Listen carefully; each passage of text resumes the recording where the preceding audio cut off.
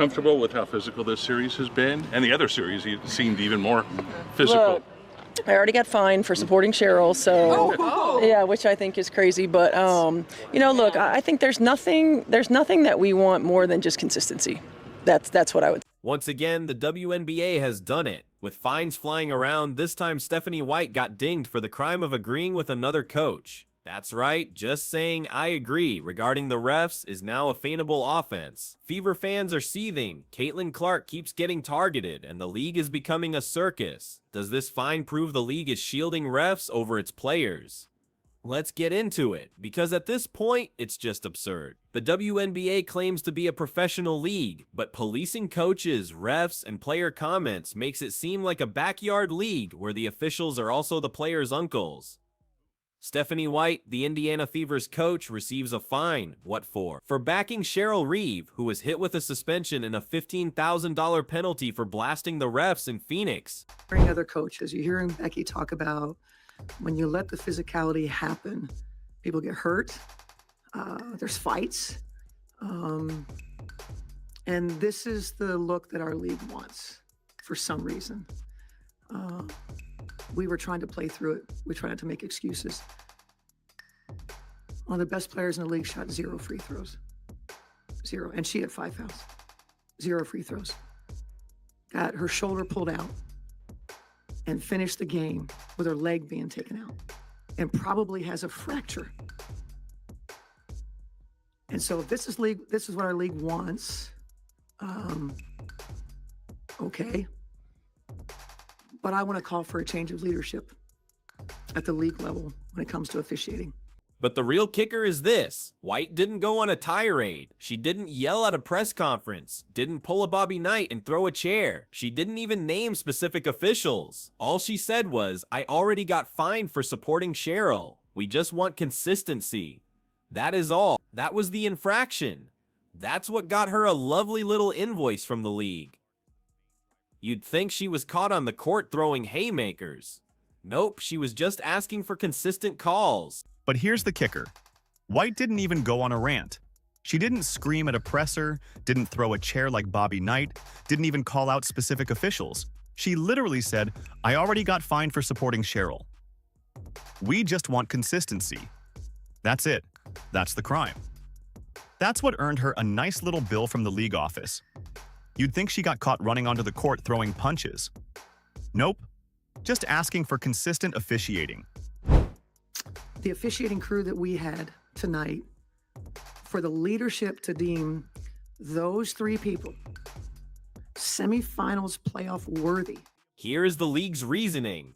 Reeve criticizes officials. Fine. White concurs with Reeve. Fine. Becky Hammon nods, saying she didn't lie. Fine. At this pace, a coach sneezing too loudly when talking about fouls will cost $1,000. And if they so much as chuckle at a bad call, boom, they're suspended. Now the Fever's fan base has every right to be furious. This goes beyond Stephanie White. This is about Caitlin Clark being targeted by officiating game after game, as the league penalizes anyone who mentions it. And let's not be naive. Clark's officiating has been different since her rookie season concluded. This is her 2nd year. She's stronger, she's wiser, but she's still getting battered on drives, pushed off screens, and somehow is the one getting called for fouls. It doesn't take a conspiracy board with red yarn to see it. Fans witness it nightly. Caitlin drives, gets hip-checked, nothing. An opponent breathes on Asia Wilson. Whistle, immediate free throws, and when White or others dare ask for some balance, the league treats it like defamation. Imagine telling your paying customers, don't trust what you're seeing. Trust us. That's precisely what the WNBA is doing. But let's look at the bigger picture. This isn't just a Caitlin issue. The officiating has been awful across the league this season. Cheryl Reeve had a meltdown for good reason. Her star, Nafisa Collier, was brutalized and then told to just deal with it. Reeve spoke out, was punished. White concurred, was punished. Hammond said Reeve told the truth, was punished. That is 3 coaches fined over the same thing in just 1 week. That is not accountability, that is censorship. Going to Aaliyah in the second half. What was, I guess, difficult about containing her? I know you guys kind of touched on a few things, maybe with the foul calls, but what made it successful for them to keep going to her tonight? I don't know. You're gonna have to ask Aaliyah that question. I honestly, you just do your work. You got to do your work early and make it different. But Aaliyah did say I have a special whistle, and she shot 13 today. Yeah, yeah. She said the last game I had a special whistle, which is cool. So we just got to play their better defense, make her looks a little difficult, and kind of go from there. Let's discuss how embarrassing this is. Fans are not just watching games. They're on Twitter, sharing videos, comparing foul stats. And what are they seeing? Indiana Fever versus the Las Vegas Aces. The Fever get 34 free throws. The Aces get 11. Becky Hammon is incensed. The next day, Stephanie White dares to support a colleague. A fine. And the refs who bungled those games. Quiet reassignments and another paycheck. Where is their accountability? If anything, the fines just show how insecure the league is about its own product. Instead of improving the officiating, they just silence critics. Instead of protecting star players, and yes, Caitlin Clark is the main viewership driver, they protect refs who are so erratic, you'd swear they flip coins on calls. And to be frank, this no criticism policy makes the league seem weak. The NBA has seen decades of coaches bashing refs. Greg Popovich, Phil Jackson, Pat Riley, they all roasted officials in post-game pressers. Sure, they were fined, but that was for going nuclear, not for merely saying, I agree. You dilute the fine system with petty $1,000 penalties for offhand remarks. It makes the league appear broke and desperate. And speaking of broke, fans have started asking a smart question. Where does all the fine money go? The league says it's split between charities like WNBA Cares and community grants. That looks good on paper, but don't pretend that this money goes toward referee training, because if it were, we would see some improvement. While you're looking at that box score, I'm wondering what's really standing out to you there. I was just looking at the fouls. Like Liz had 5, Jackie had 5, Chelsea had 5. And that's very interesting to me because I'm not saying we don't foul. Yeah, we foul here and there, but that's very interesting. Megan had 4. What? Oh my God, that's interesting. That's what I was looking at. But we'll do better. We gotta play better defense. By interesting, do you mean that shit? Yeah, I can't say that because I got a brand to protect. But I'll say it, I have no brand. yeah, it's interesting, but we'll be better. Instead, we see the same officiating errors, the same lack of consistency, and the same fan anger week after week. It's now so bad that conspiracy theories are picking up steam, and frankly, it's pretty easy to see why. Some fans are convinced Kathy Engelbert and the league are holding back stars like Clark, letting refs get rough with her while fining her coach for speaking out. For what reason? To manage the league's finances. The theory is, if Clark's fame grows too big, too soon, owners will be pressured to spend more. Charter planes, higher salaries, TV deals. By keeping her down, they control the momentum. Do I believe it? Not completely. But when you fine coaches for whispering about officials, you fuel that theory. And that brings us back to the Fever. Indiana is now the poster child for the league's incompetence. Clark gets roughed up. Aaliyah Boston gets hacked. Mitchell gets mauled on her drives. White asks for consistency. Fine. The fans are tired of it. They're wondering why they should invest in the team, buy the tickets, wear the gear, if the league itself is stacking the deck against them. That's no longer just bad officiating. That is sabotaging your own brand. The optics are just terrible. The Fever are finally a contender. One victory from the finals. Caitlin Clark is shattering viewership numbers. Aaliyah Boston is delivering all-star stats. And rather than celebrating it, the headlines are all about fines. Instead of the story being the Fever toppling the Aces, it's about Stephanie White's wallet. Great job marketing your sport, WNBA. Fans don't yell, we love fines. They yell, refs, you suck. And that chant is growing louder. Videos circulate of Clark getting shoved to the court with no call, of Boston's arms getting hammered in the post, of Lexi Hull being pushed on rebounds. Fans take to Twitter, targeting Caitlin again. The refs want the Aces in the finals. Kathy is protecting her favorites. True or not, perception is reality. And the perception, right now, is foul. What's even worse is how it all feels so predictable. We all knew Reeve would be fined for her outburst. We all figured Hammond would be too. We all joked White would be next for just agreeing, and then it happened.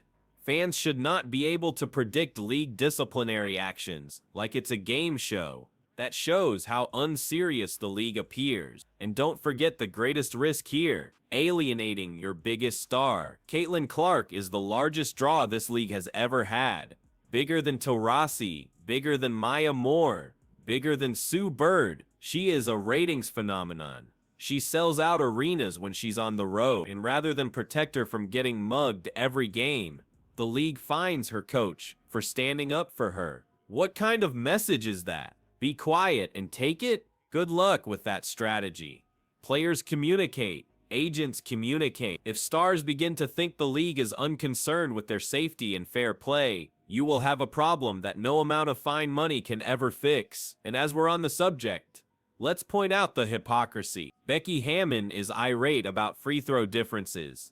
But where was that same energy when her aces got favorable calls all year long? Where was her fury when Clark couldn't buy a call against Vegas just months ago? Now that the tables have turned, the refs are suddenly incompetent? Welcome to how Indiana feels, Becky. That's what makes this whole spree of fines even more ridiculous.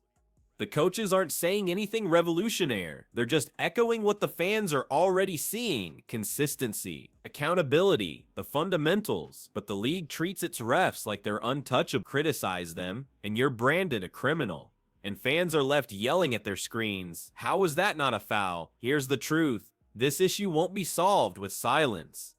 Muzzling coaches just makes fans more certain the league is covering something up. If referees were actually evaluated, if errors were publicly acknowledged, people could move past it. But the WNBA avoids transparency. They behave as if bad calls don't exist. And if someone points it out, boom, a fine. That isn't professionalism, that is deep-seated insecurity, and Indiana Fever fans have had enough. It's one thing to struggle with growing pains, to lose a game because you were outmatched. It's quite another to feel like the league is tilting the game against you. The Fever are finally in the spotlight again, and instead of enjoying it, fans feel they have to battle both the other team and the officials. And when their coach stands up for them, she gets fined. It is a total slap in the face. The bottom line is this: when a league fines coaches for breathing wrong in a post-game interview, it generates an image crisis far worse than any single missed call. The WNBA is always telling everyone it's growing, expanding, and building. But what casual viewer tunes in, sees a coach fined for wanting consistency, and thinks, yes, this is the sport for me? No one. Fans are not stupid. They watch other leagues. They've seen NBA coaches tear refs apart and still be on the sideline the next game. They've seen NFL coaches yell about holding penalties. MLB managers kick dirt at umpires. Sports run on passion. It's all part of the show. But the WNBA seems to want everyone to be robots. Say nothing, show nothing, and challenge nothing. And by doing that, they are smothering their own product. The most absurd part: fining White does not fix the issue. It doesn't magically make the refs look competent. It won't delete the bad calls fans have clipped and shared online. It won't make Caitlin Clark's bruises disappear. All it does is confirm the league is more concerned with protecting referees' feelings than protecting its players. That is completely backwards, and frankly, this is bound to backfire. Fever fans are some of the most dedicated in the WNBA. They show up, buy the merch, and pack the arena. They defend Clark as if she were their own. Now you penalize their coach? You've just given them a new rallying cry. Expect every Fever home game to become a boo fest aimed at the refs.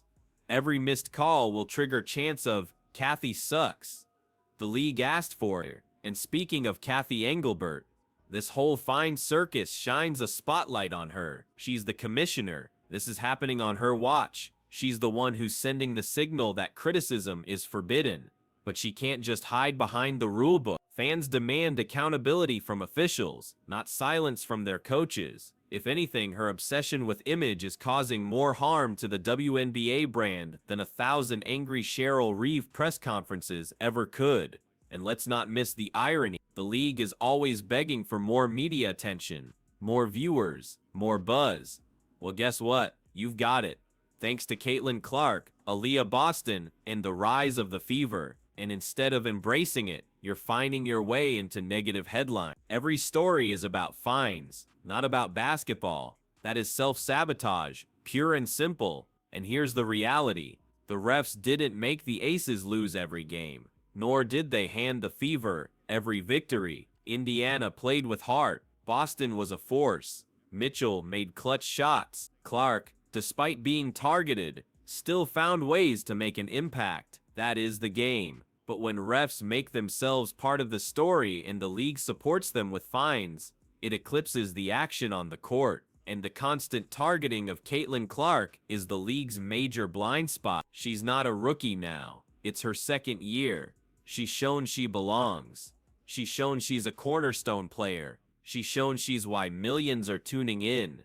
Yet game in and game out, she's officiated like she's a role player. Fans can see it. Her opponents know it. And when her coach defends her, she gets punished. That is not how you build a league around your superstar. What the league ought to have done is easy. Acknowledge that officiating is inconsistent, vow to improve it, and allow coaches to vent. That's how it works. That's professional sport. They chose the circus route. Instead, punish, fine, act like all is well, but all is not well. The fans are enraged. The players are frustrated. The coaches are silenced. The only people who are happy are the refs, who get off scot-free. At some point, the WNBA must see that its no criticism rule isn't saving it. It's demolishing its credibility, because each fine makes fans trust the refs less, trust the league less, and believe more in those conspiracy theories. You cannot build trust by silencing people. You build it by admitting your mistakes. Until that lesson is learned, this pattern will continue. So we're back here again, another fine, another controversy, and another reason fans are just shaking their heads at the WNBA. Stephanie White asked for consistency, and the league shut her down for it. Fever fans are enraged. Caitlin Clark is still getting hit, and the refs skate by. Leave your thoughts in the comments. Did the WNBA go too far with this fine? Remember to like and subscribe for more.